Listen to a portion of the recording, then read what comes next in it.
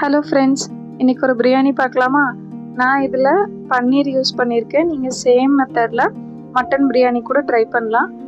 ரொம்ப டேஸ்ட்டாக இருக்குங்க. வாங்க எப்படி செய்கிறதுன்னு பார்க்கலாம்.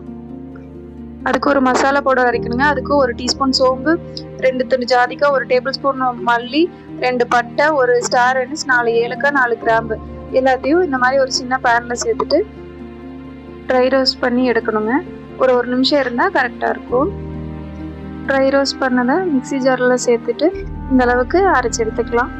இப்போது இன்னொரு மிக்ஸி ஜாரில் பார்த்திங்கன்னா 4 பல் பூண்டு, ஒரு 2 துண்டு இஞ்சி, அதோட 1 கொத்து மல்லி, 1 கொத்து புதினா எல்லாத்தையும் சேர்த்துட்டு நல்லா நைஸாக அரைச்சி எடுத்துக்கலாம். இப்போ குக்கரில் ஒரு 2 டேபிள் ஸ்பூன் ஆயில் சேர்த்துருக்கேன். 1 டேபிள் ஸ்பூன் நெய் ஆட் பண்ணியிருக்கேன். அதில் பட்டை, கிராம்பு, ஸ்டார் அனிஸ், பிரியாணி எல்லாம் சேர்த்துட்டு ஒரு பெரிய வெங்காயம், ஒரு பச்சை மிளகாய், அதோட அரைச்சி வச்சுருந்தேன் நம்ம மல்லி புதினா பேஸ்ட்டையும் சேர்த்து நல்லா கலந்து விட்டுடலாம். மல்லி புதினா பேஸ்ட் எல்லாம் எண்ணெயில் வணங்கி வந்ததும் அதோட ஒரு தக்காளியும் சேர்த்துடலாம். தக்காளி நல்லா குழஞ்சி வந்ததும் நம்ம எடுத்து வச்சுருக்க மசாலா பவுடர்ஸ் எல்லாமே சேர்த்துடலாம். 1 டீஸ்பூன் மிளகாய்த்தூள், 1 டீஸ்பூன் கரம் மசாலா தூள், 1 டீஸ்பூன் பிரியாணி மசாலா, இப்போ நம்ம அரைச்சி வச்சுருந்த பவுடரையும் சேர்த்துட்டு இப்போ புளிப்புக்காக ஒரு 2 டேபிள் ஸ்பூன் தயிர் சேர்த்துருக்கு. உங்களுக்கு அதிகமாக புளிப்பு வேணும்னா கொஞ்சம் அதிகமாக தயிர் சேர்த்துக்கோங்க. இப்போ ஒரு கைப்பிடி அளவு புதினா மல்லியும் ஆட் பண்ணிவிட்டு எல்லாமே எண்ணெய் பிரிஞ்சு வந்ததும் நான் இன்றைக்கி சீரக சம்பா அரிசி தான் எடுத்திருக்கேன்.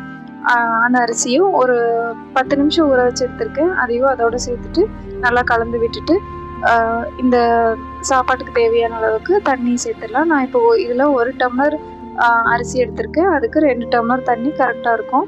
இப்போ அதோட கடைசியாக இந்த சாப்பாட்டுக்கு தேவையான அளவுக்கு உப்பு சேர்த்துட்டு பன்னீர் பார்த்திங்கன்னா இந்த அளவுக்கு ஃப்ரை பண்ணி வச்சுருக்கேன். அதையும் அதோட சேர்த்துடலாம். சேர்த்துட்டு குக்கர் மூடி போட்டு விசிலும் போட்டுட்டு இதில் பார்த்திங்கன்னா நான் தோசைக்கல் சூடு பண்ணி வச்சுருக்கேன். குக்கரை அது மேலே வச்சுட்டு தம் மெத்தடில் தான் இன்றைக்கி பண்ணியிருக்கேன்.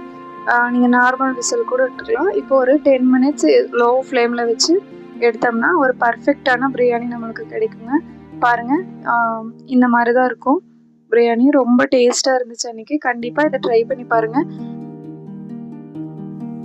நான்வெஜ் பிரியர்களாக இருந்ததுன்னா கண்டிப்பாக மட்டன், சிக்கன் பிரியாணி இந்த ஸ்டைலில் செஞ்சு பாருங்கள்.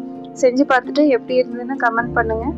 உங்களுக்கு இந்த மாதிரி நிறையா வீடியோஸ்க்கு என்னோடய சேனலை சப்ஸ்கிரைப் பண்ணிக்கோங்க. தேங்க்ஸ் ஃபார் வாட்சிங் ஃப்ரெண்ட்ஸ்.